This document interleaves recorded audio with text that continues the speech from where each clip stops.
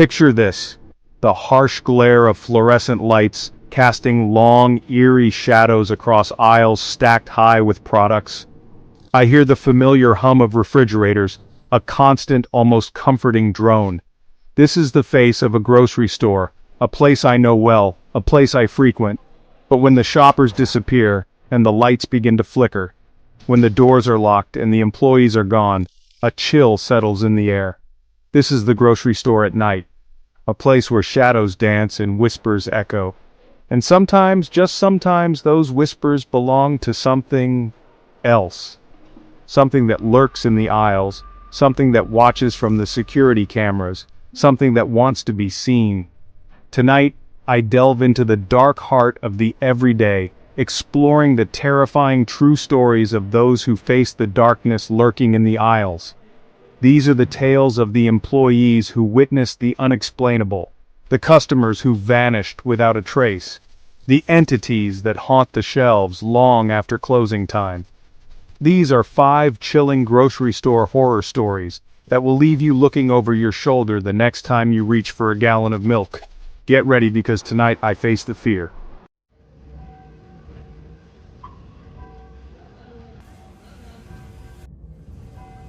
My story takes place in a quiet suburban town, much like your own. At Jensen's Grocery, I worked the night shift while attending college.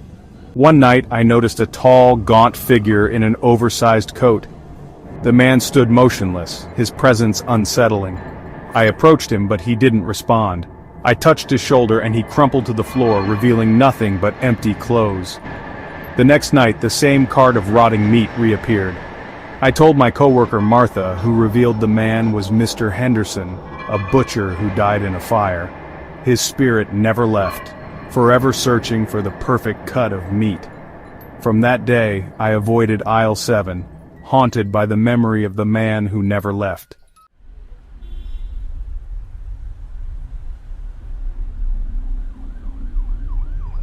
Our next story takes us to the bustling heart of the city, where a different kind of fear unfolds. It was a Tuesday night, the rain lashing against the windows of the Grand Central Grocery, a sprawling supermarket in the heart of downtown. Michael, the assistant manager, was working the late shift, his only company the rhythmic beeping of the checkout scanners and the distant hum of the refrigerators. He had always found a strange comfort in the quiet solitude of the store after hours, a time for reflection amidst the organized chaos of countless products. But tonight, the silence was different. It was heavy, oppressive, as if the very air was holding its breath, anticipating something sinister.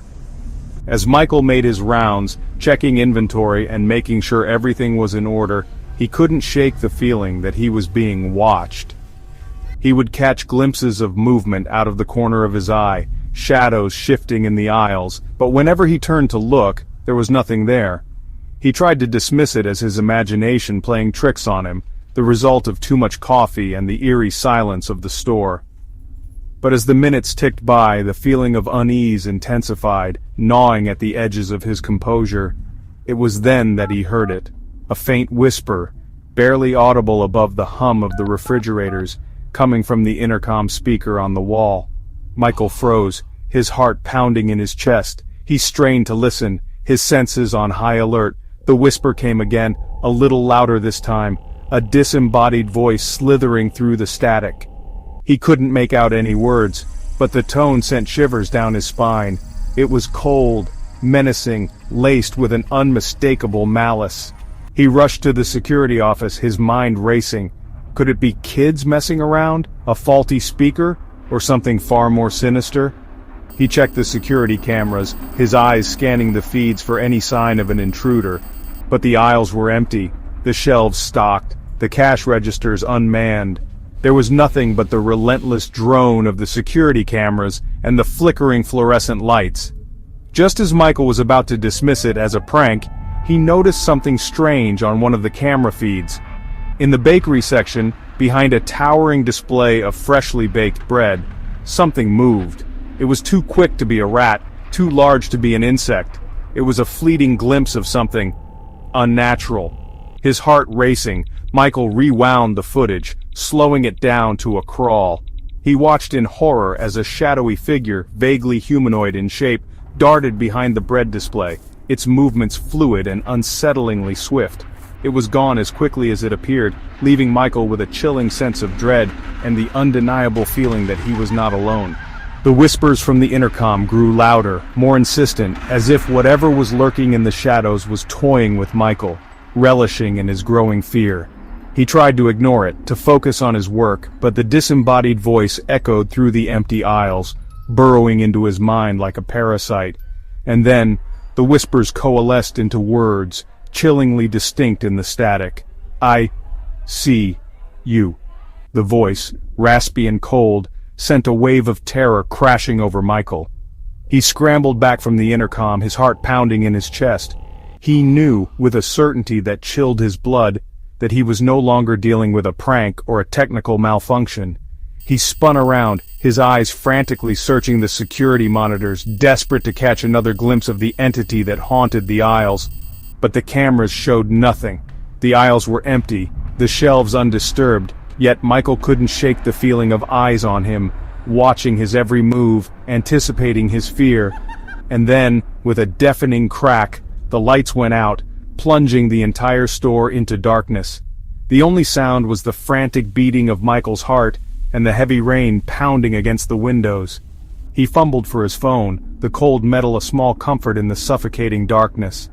As Michael's eyes slowly adjusted to the darkness, he could make out the faint outlines of the aisles, the towering shelves transformed into menacing silhouettes. He activated the flashlight on his phone, the beam cutting through the oppressive darkness, his heart pounding a frantic rhythm against his ribs. And that's when he heard it. Footsteps. Slow, deliberate, echoing through the empty store. They were coming from the back of the store, moving towards him, each step sending a fresh wave of terror through his body. He backed away slowly, his flashlight beam dancing across the aisles, his mind racing, trying to rationalize the impossible. He glanced at the security monitors, their screens flickering with static in the darkness, and then he saw it. A blurry figure, its features obscured by the shadows, stood just outside the security office door. It was staring directly at the camera, its eyes glowing an eerie white in the darkness. The figure lunged towards the camera, its form distorting, stretching, becoming almost inhuman in its movements. The screen went black. Michael dropped his phone, the flashlight clattering across the floor, plunging him back into darkness. He was alone, trapped in the dark with whatever entity haunted the aisles of Grand Central Grocery.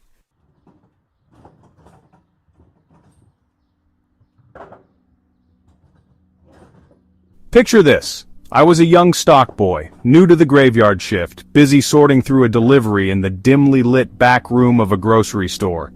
It was the kind of place where shadows seemed to dance a little too freely, where the silence was broken only by the hum of distant refrigerators. I glanced up at the clock, 3 a.m. As I finished, a chill ran down my spine, a feeling I couldn't quite place. I shrugged it off, blaming the cold air seeping from the nearby freezer aisle.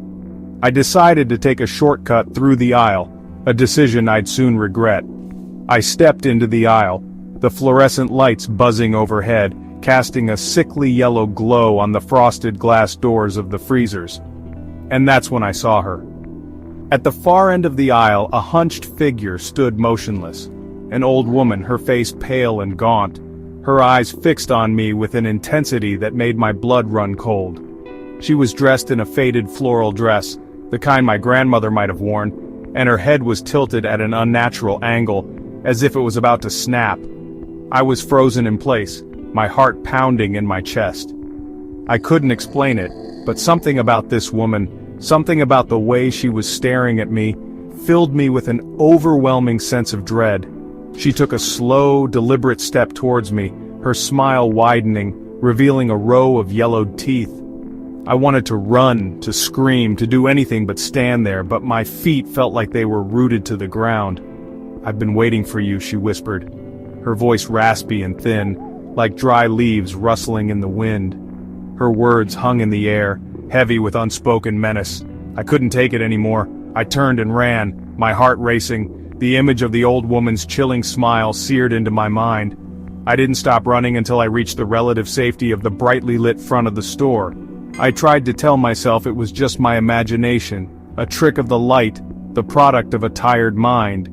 But deep down, I knew what I saw was real.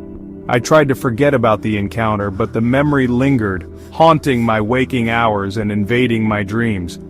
I avoided the freezer aisle like the plague, opting for longer routes and enduring the mocking laughter of my co-workers. One day, curiosity got the better of me. I returned to the aisle, my heart pounding with a mixture of fear and morbid fascination. I walked slowly, my eyes scanning the empty aisle, and then I saw it. On the glass door of the freezer, right where the old woman had been standing, was a single handprint. A small, frail handprint, but undeniably there. The handprint of someone or something, not of this world. The handprint sent a shiver down my spine. I raced to the store manager, desperate for an explanation. The manager, an old-timer who's seen his fair share of strange occurrences, listened patiently to my story. When I finished, the manager sighed, a look of sadness crossing his face. He told me that the store has a dark history, a secret that's been whispered among the employees for years. He revealed that in 1993 a severe snowstorm hit the town, knocking out power for days. An old woman, separated from her family, sought refuge in the store, hoping to find warmth and shelter from the biting cold. But the store was closed, and the woman, weak and disoriented, succumbed to the freezing temperatures. She was found days later, frozen solid in the very aisle where I had seen her, her face locked in a silent scream.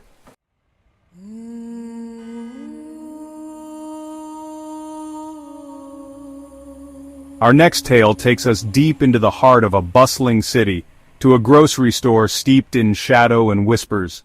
A young night stalker, eager to earn some extra cash, found himself amidst aisles that held more than just discounted produce. They held secrets, whispered among the longtime employees, secrets about a presence that lingered long after closing time. The new guy, let's call him Mark, started hearing whispers about Charlie on his second night. Charlie, they said, was a fixture, a permanent resident of the store. But Charlie wasn't a manager or a particularly dedicated employee. Charlie, they claimed, never actually left. Mark, like anyone would, brushed it off as some kind of hazing ritual, a spooky story meant to scare the new guy. But as the nights wore on, the whispers grew louder, more insistent. One particularly slow night, Mark found himself alone in aisle 5, the silence broken only by the hum of the refrigerators. As he stacked cans of soup, he felt a chill crawl down his spine. Turning slowly, he saw him. An elderly man in a faded, outdated uniform, meticulously arranging boxes of tea. The man, his face etched with wrinkles and his eyes holding a distant look, didn't acknowledge Mark. He just continued working, a ghost in the machinery of the nightly routine. Mark, frozen in place, watched as the old man finished stocking the shelf, picked up an empty cardboard box, and walked towards the back room. The door swung shut behind him, leaving Mark alone with the unsettling feeling that he'd just witnessed something unexplainable. He waited, his heart pounding in his chest, but the man never reappeared. He had vanished into thin air, swallowed by the shadows of the stockroom. Gathering his courage, Mark approached the store manager, a woman who looked like she'd aged a decade for every year she'd spent working the graveyard shift. He recounted his encounter with the old man, the strange uniform, the way he'd disappeared into the back room. A weary smile crossed the manager's face. "You met Charlie then," she said, her voice barely a whisper.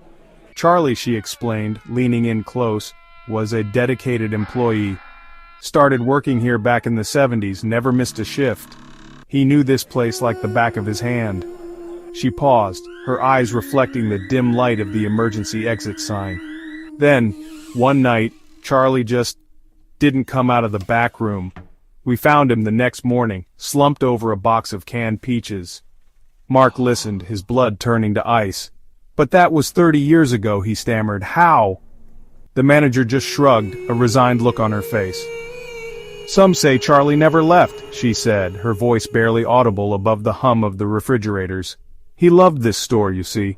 This job, it was his life." Mark stared at her, his mind racing.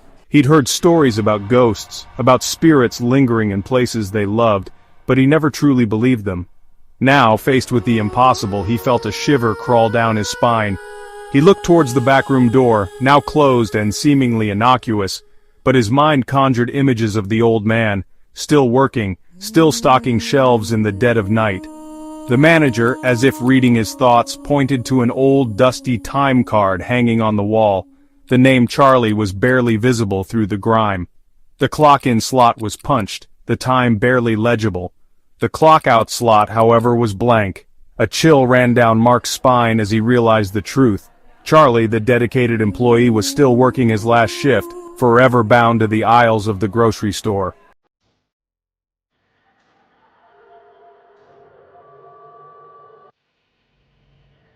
My story begins in the quiet hours of the morning, when the store is nearly empty, and the only sound is the distant hum of the refrigerators.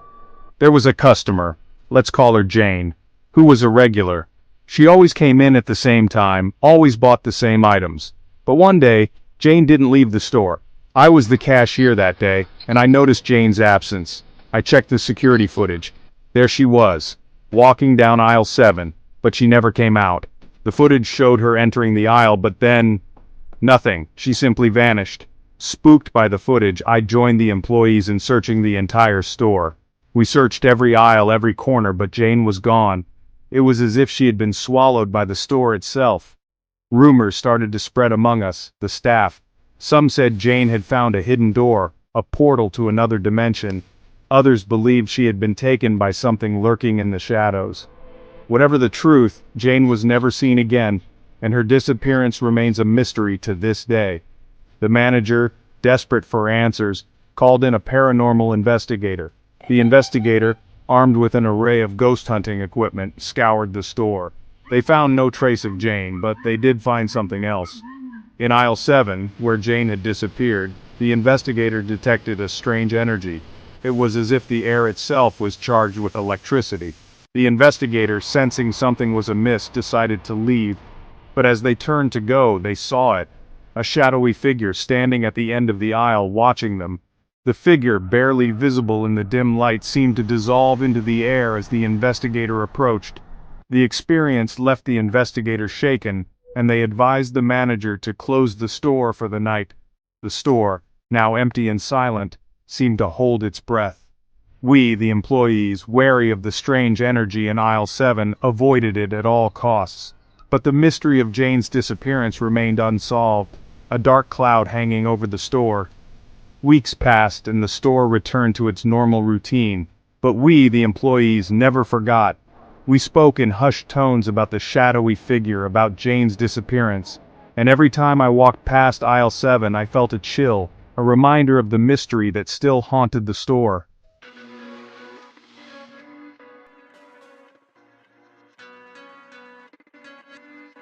The fluorescent lights flicker, casting long, dancing shadows across the aisles.